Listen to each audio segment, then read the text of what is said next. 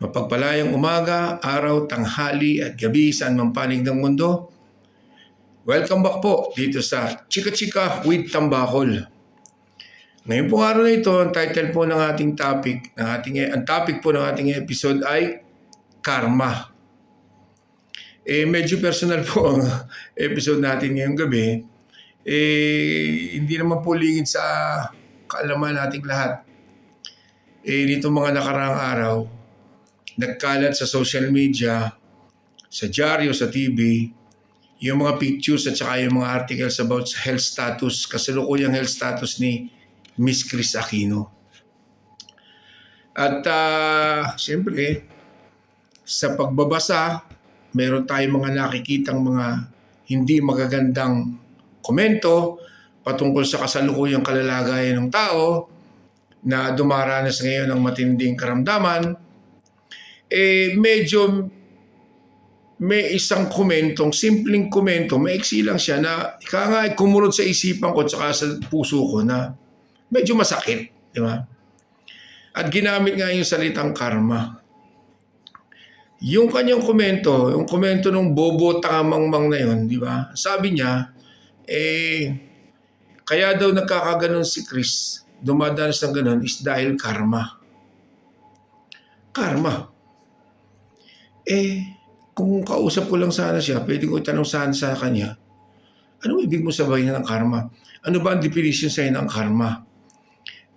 Ibig ko sabihin sa pagkakakilala mo kay Kris Aquino, anong dahilan para siya ay makarma ng ganon? Alam naman na lahat, may explanation kung ano yung dinadanas niya ngayon. Yun hereditary yung sakit na dinadanas niya na pinagdadaanan niya ngayon kaya siya nagkaganon. Anong karma? Nagnakaw ba si Kris? Ha? May pinapatay ba si Kris?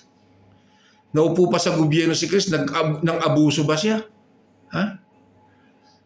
Meron ba siyang kinupit sa gobyerno?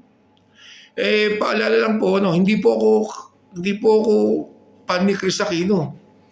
In fact, during the time na siya kasikatan niya, yung kanyang mga kaartian kekekan sa buhay, surang-sura ako dun.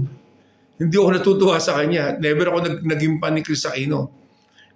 Pero itong mga ginagawang ganito, itong mga bobo na nagkalat dito sa social media, yung mga ganong salita, may masabi lang na wala namang basihan. Di ba? Karma. Paano makakarma? Nung panahon ni Kris Aquino, siya yung numero unong mahusay magbayad ng kanyang income tax. Nung kasikatan niya sa pagiging TV host artista, siya yung pinakamalaking personality na nagbabayad ng tax. Baka mas malaki pa nga, mas parehas pa siya magbayad kumpara doon sa mga malalaking businessman na nandiyan sa Pilipinas. Ha? Tapos sasabihan mo ng nakarma. Ano ba yan? Ngayon, ang tanong ko nga sana sa kanila, ano ba yung karma? Ngayon, kung totoo ang karma, bakit hanggang ngayon, buhay pa si Imelda? Ha? Bakit si Enrile nga, naka-100 taon pa? Si Erap nga, nung isang araw, nakita mo, sangkaterba, puno yung lamesa, yung kapagkainan niya, punong-puno ng pagkain masasarap Di ba? Si Gloria Arroyo, wala na yung tali sa leg. Ngayon, ang lakas na. Naging speaker pa ng lower house. Tapos itong isa.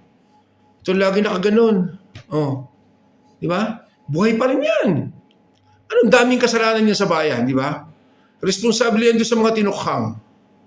Ha? Anong kasalanan niya doon sa mga pamilya, sa mga pamilya na ninakawan ng ama, ninakawan ng ina? Ha? Sa libu-libong pamilya na ninakawan ng kanilang mga mahal sa buhay. Ha? Pero nandiyan ba? Gusto pa maging relevant? Ha?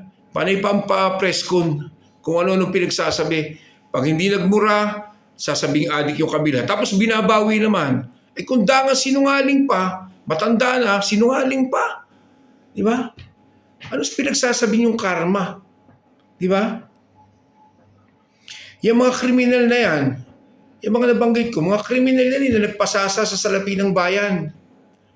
Mga magnanakaw, apusado at walang respeto sa human rights sa mga yan. Sila ang dapat ay nasa kulungan. Sila.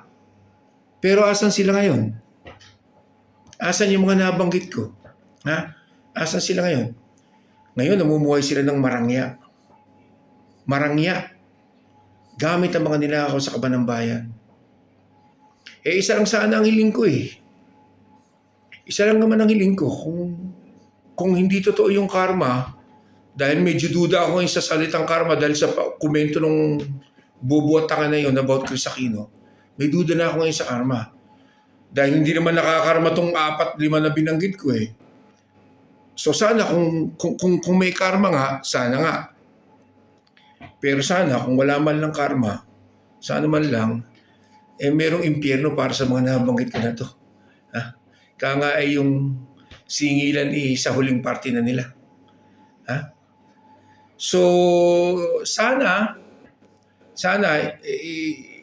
bigyan ng pagkakataon ng nasa itaas na gumaling pa si Chris Aquino sa kanyang karamdaman para sa kanyang mga anak.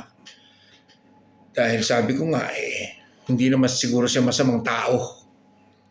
Hindi naman siya nagnakaw, hindi naman siya namerwisyo, hindi naman siya umabuso. Bakit naman kailangan pag-isipan natin ang karma? Diba? Wala naman siyang inagrabyadong tao. So, siguro, tayo ng mga taong may mga matinong kaisipan, hilingan din naman natin na kahit papaano sa Panginoon Diyos sa taas na bigyan pa siya ng mahabang buhay tulad ng kahilingan niya para man lamang doon sa dalawa niyang anak. So, dito po nagtatapos ang ating programa ngayong gabi. Maraming salamat po sa patuloy niyong pagsubaybay, pagtangkilik, at huwag po natin kalimutang i-like at i-share para malaman at marinig ng mga kababayan natin ang ating mga videos. At sana marinig doon nagkomento ng karma, yung bobo at tanga na nagsabi ng karma kay Chris Aquino. Ha? Para maintindihan niya kung sino yung dapat ipag-isipan niya ng karma at hindi si Chris Aquino. Ulitin ko po, hindi po ako pan ni Chris Aquino ha. Hindi po ako pan ni Chris Aquino. So hanggang sa muli, tatapusin po natin ngayon ang ating episode at tudugtungan pa natin sa mga susunod na araw. Paalam po muna dito sa parte ng Chika Chika with Tambakol. Ciao!